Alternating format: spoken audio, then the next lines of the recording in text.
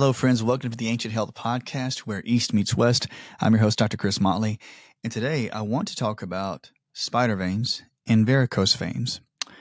Sometimes they're unsightly. Sometimes they can be painful and swollen, but they occur around the knees and the feet, causing individuals not to show their ankles or their knees or their feet when they go to the beach or when they're outside during the summertime. But I want to talk about the implications of not only genetics, but also in this podcast, we want to talk about the mechanism of parasitic infections and some bacterial infections that are hemolytic.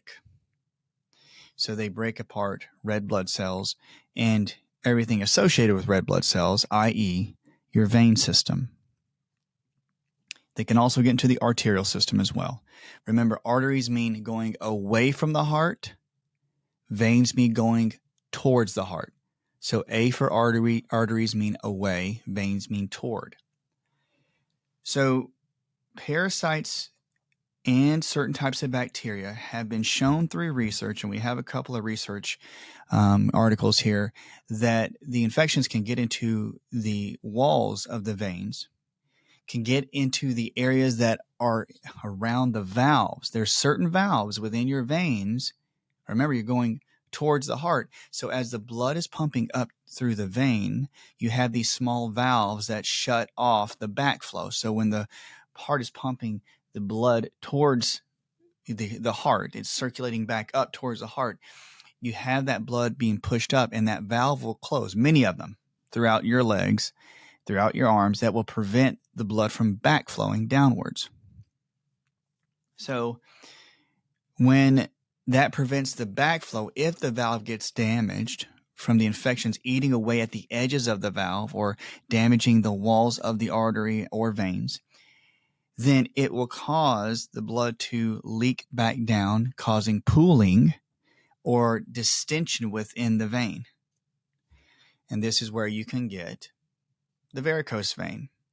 Now, when we talk about spider veins, they're smaller surface area, and they usually will look red or blue, and they're usually mostly cosmetic. They are caused by those weakened valves and poor circulation. The varicose veins are larger, and they cover more surface area, but they're usually bulging or twisted veins, and they're usually in the legs. And they can cause pain. Now, we have both of these that can occur at the same time in the same individual. But if you experience this, it's not to, again, sound scary about having those infections within the veins or around the joints. But what it does tell me is if an individual has any type of foot pain, ankle pain, knee pain, and you remember in your history a history of strep or staph, even chronic digestive issues like SIBO or GERD, those infections can go widespread and go through your arterial system, and they will pick the joints at times, and you'll start to notice that the ankles or the feet could have these types of vein issues. So it's a deeper indicator. It tells us as practitioners that we have to look into hemolytic types of infections, which can give us indications why a person may have anemic type symptoms, chronic fatigue, weakness, shakiness, cold hands, or cold feet, just by looking at varicose veins or spider veins. This is a very big indicator that there is infections going after your vascular system. And in Chinese medicine, the blood means everything. Blood is the physical manifestation of your electricity, your qi. Weak blood system, weak qi. Slow healing. That's what it means. So there's a few bit different mechanisms for this. Let's go over them. They could be chronic inflammation due to the parasites and the irritation that they create within the bloodstream. And those increasing your antibodies like the cytokines. And cytokines, when they get triggered by an infection, these types of antibodies, the cytokines, they will weaken the arterial wall. They'll weaken and damage the vein wall. So you have the chronic inflammation, infection, creating increased cytokines, causing the damage. You can also have liver and bile stagnation. So the parasites could be overloading your liver throughout the years. And when it overloads your liver, this could lead to poor detox mechanisms of the liver, and an imbalance within your hormones. So you have parasites overloading the liver without you knowing it. The liver creates hormones. Your hormone imbalance gets started, and estrogen dominance could be a result. This could lead to weak vein tone. So that weakness in the venous tone could be associated with your dominating estrogen. So you could be a little bit more water retentive. You could have more emotional outburst, all from parasites in the liver. Nutrient depletion is number 3. Nutrient depletion can be a result of parasites eating the nutrients. So parasites love to munch on zinc, copper, B vitamins, and so many different types of proteins. Now, if you look at copper and zinc and B vitamins, they are some of the main components of your joints, connective tissue, tendons and ligaments, and arteries and veins. If they munch on them to eat, they will go to the area where they can get the zinc and copper.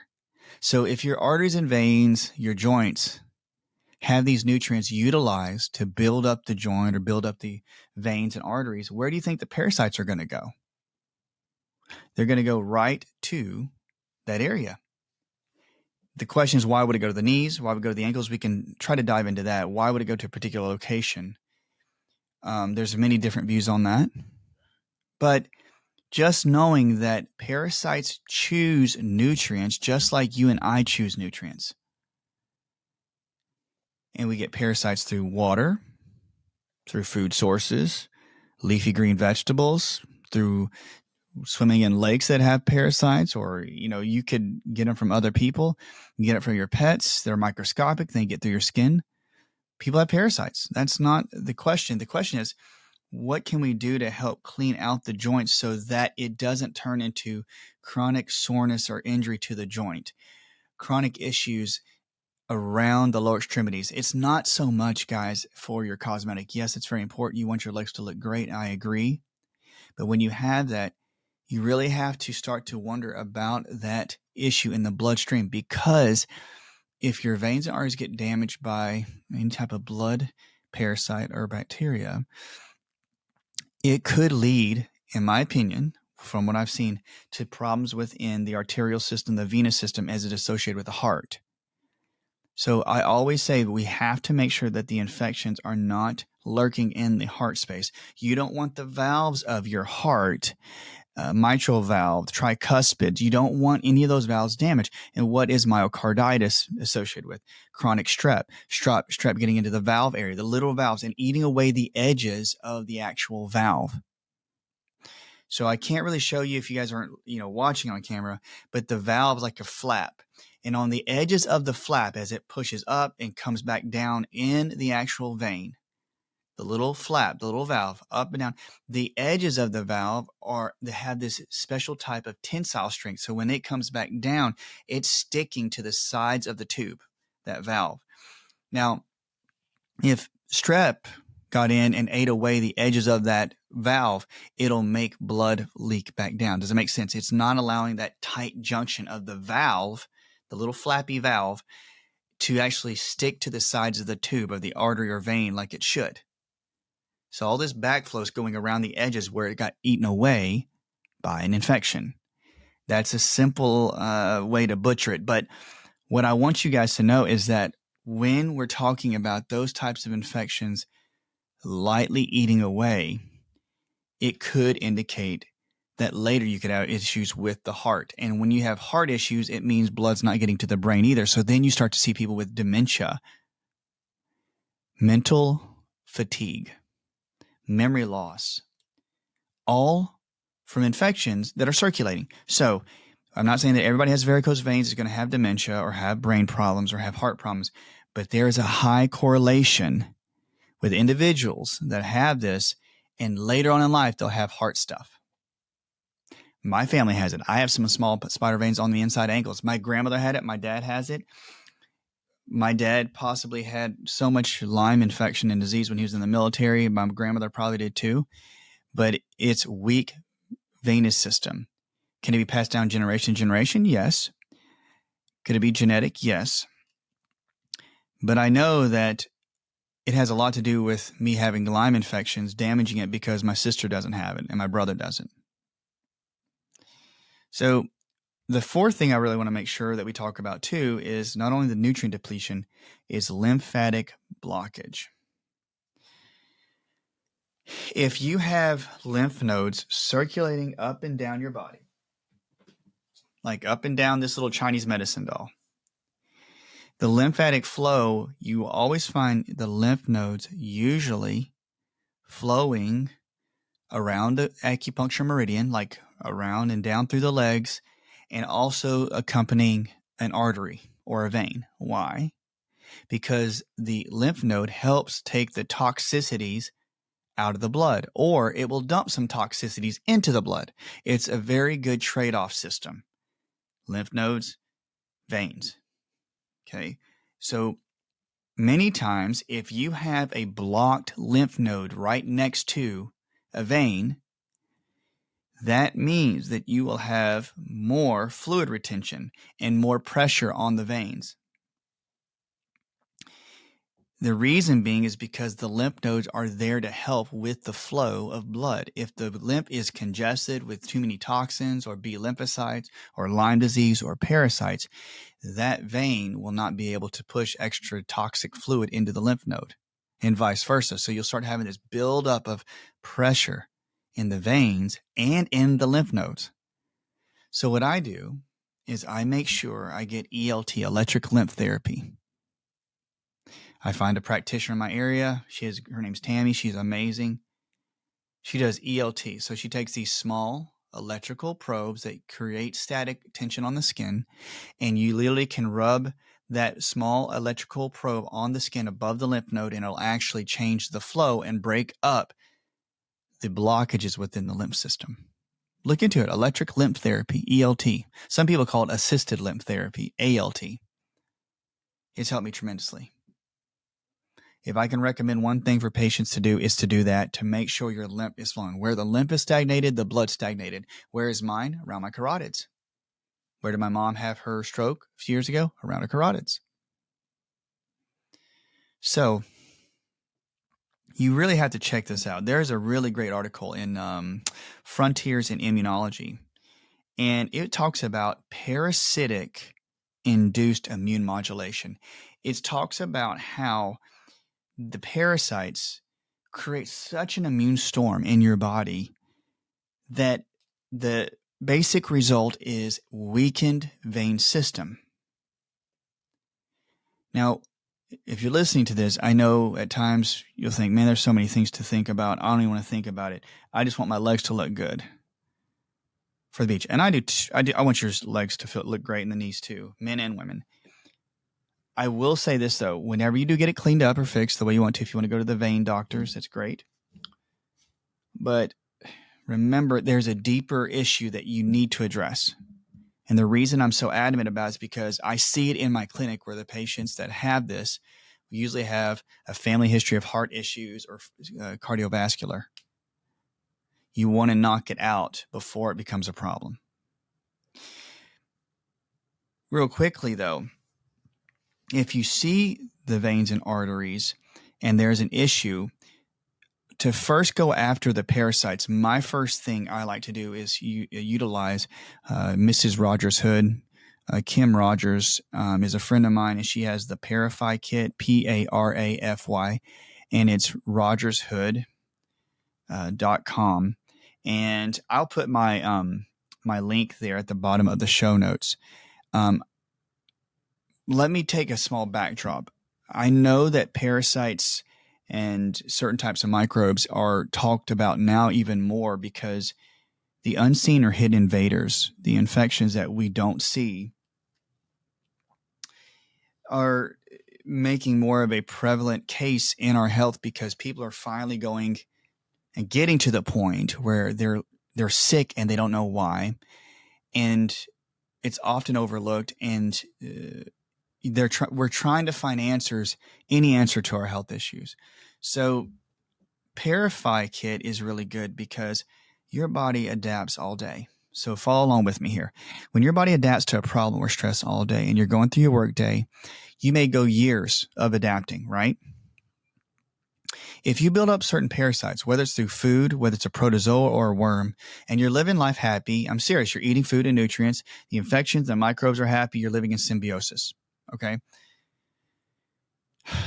Your body will build up sometimes like infections or parasites within the liver or in the colon or small intestine, and your body will get used to it to where it's almost in a symbiotic relationship to where it won't tell the practitioner that there's infections there.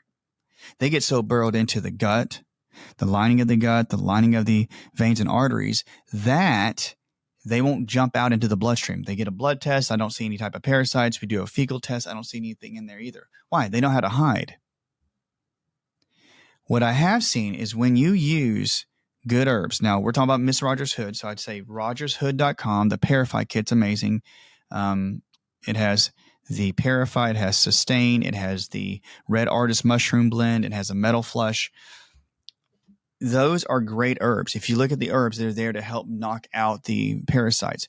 Some individuals, when they do it and they start off, I always tell them, don't do the full dosage. And if they're very sensitive, do half the dosage on the bottles, maybe even do half, and cut out your frequency by only 2 times a day. So maybe 10 to 15 drops twice a day.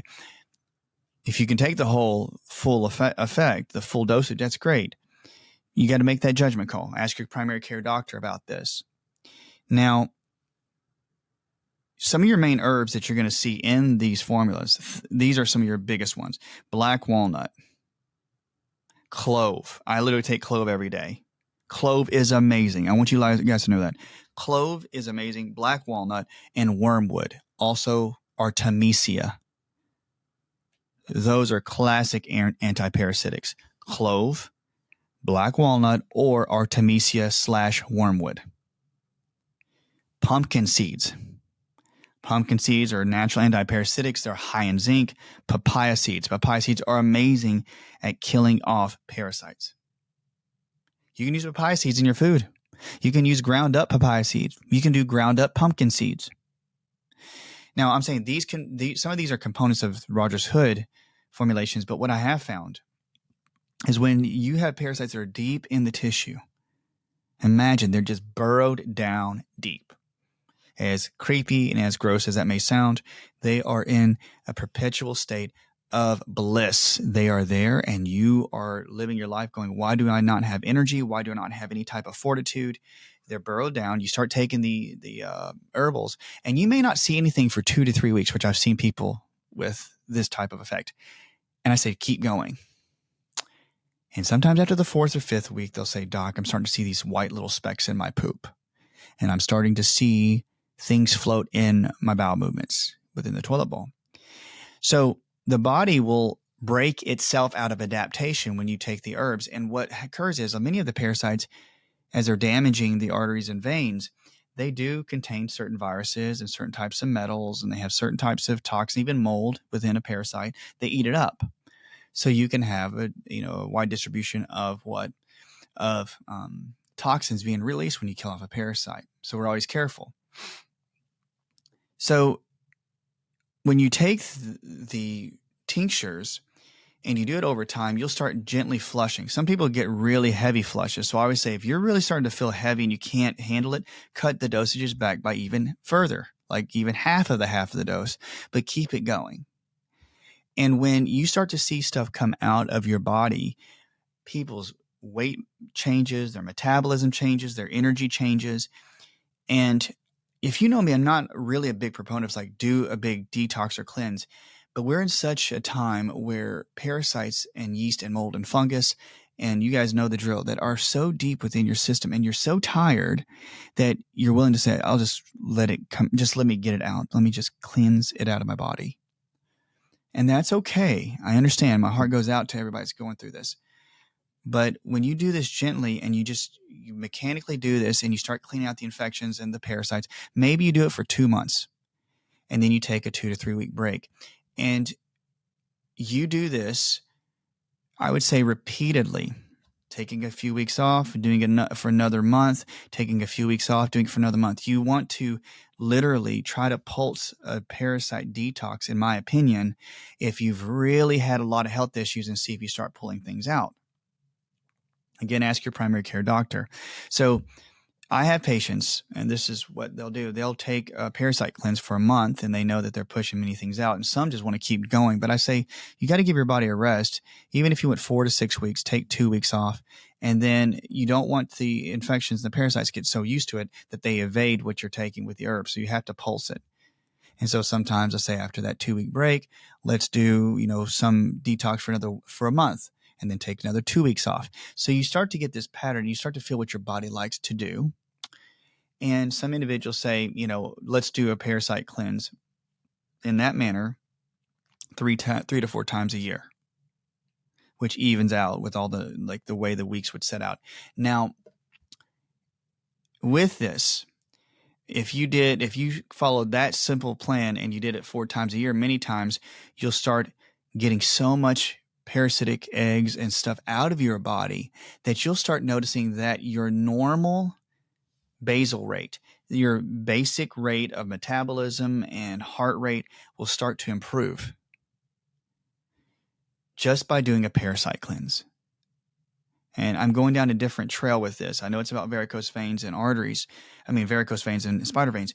But when you break the body out of that adaptation energy and the parasites are coming to the surface and you start gently removing them, you'll start noticing that other infections that you had a problem with when you were younger will start to surface too. Oh, I had strep when I was a kid. Why is it showing now? Why is E. coli showing now in my blood work or my urinalysis after I started doing a parasite cleanse? Happens all the time. Literally, guys, all the time. Those are the infections that hide deep and that give you the problems later. You wouldn't even think you have parasite problems because individuals who do parasite cleanses, they'll say, I did it for 2 weeks and nothing happened. That's why I say you keep going 4 to 6 weeks first time. Then some individuals go get colonics and they'll get a colonic and they'll start noticing after about 3 to 4 weeks of taking it, they're starting to see stuff come out of their colonics. But at the very beginning, it didn't show. You have to irritate the parasite enough for it to let go.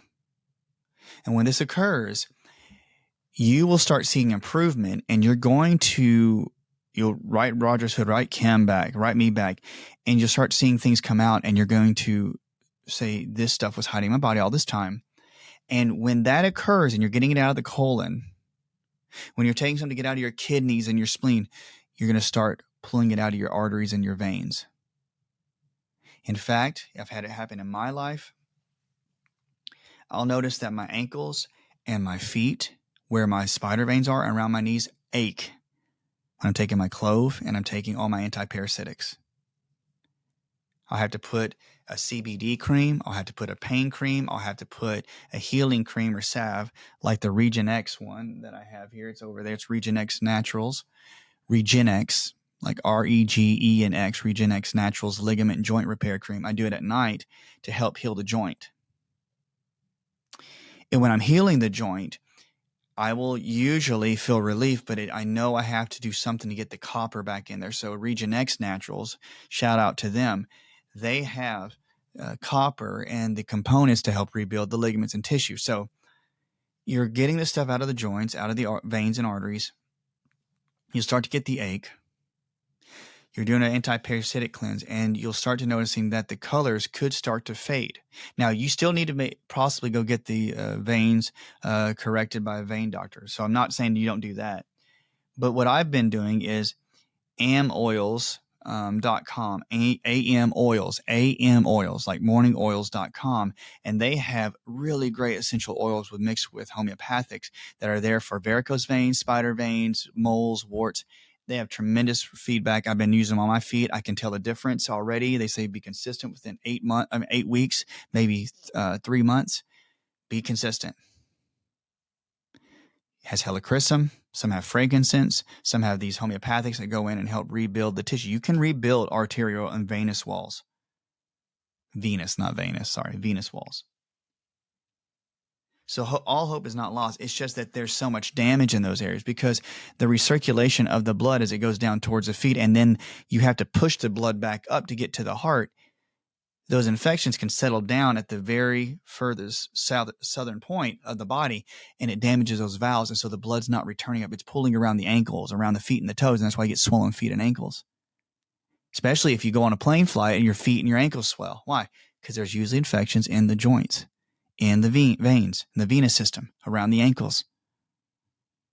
You start cleaning out not only the parasites out of the kidneys and the colon, but you get it moving out of the veins and arteries, you'll start noticing that your swelling when you fly goes away.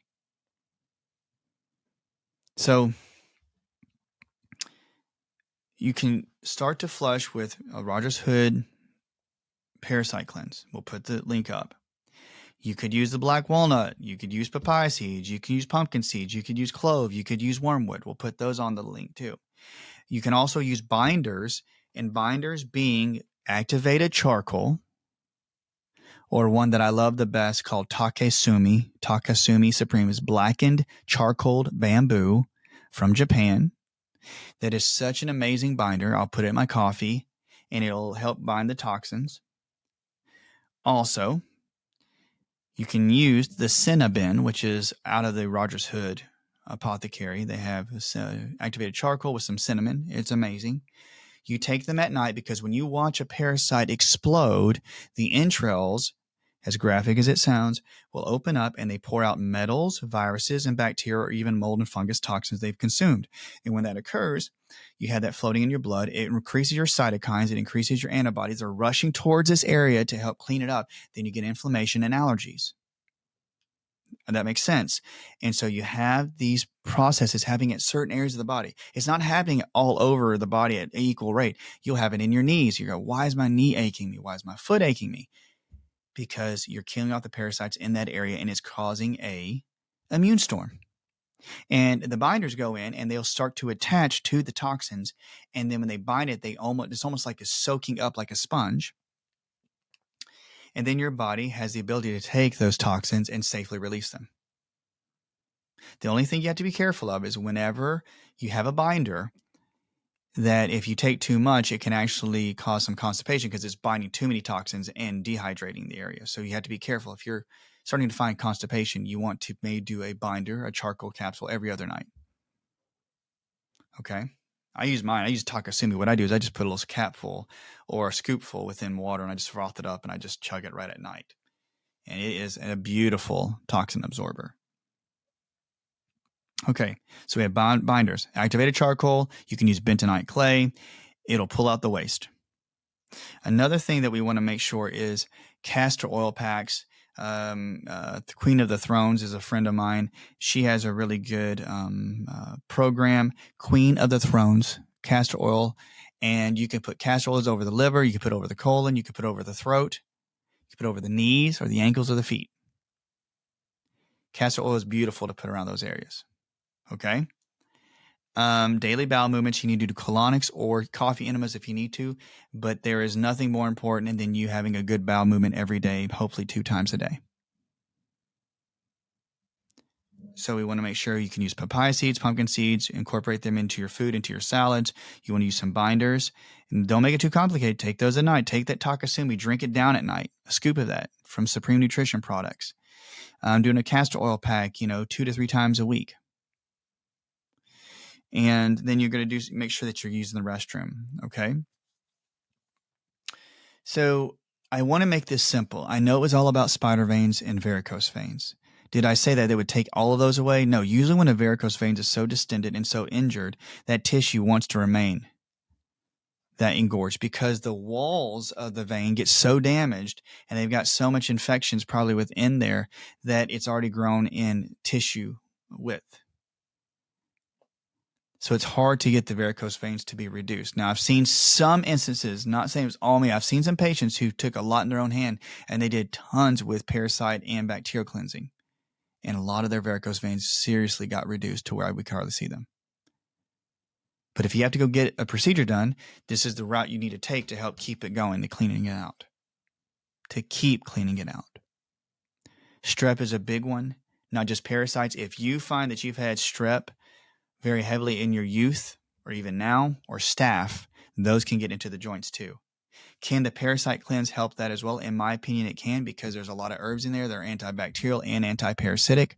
I would first start with trying to see if you can get some of the parasites out first. And if you do that, then get checked for strep. If you had strep badly, after you start the parasite cleanse, maybe for 4 to 6 months, go get a strep test, whether it's by MicroGenDx. MicroGen, GENDX. They have a really good blood test, urinalysis test, poop test, but get a blood test, and they search for over 50,000 different types of bacteria. It is extensive. They're out of Lubbock, Texas, I believe.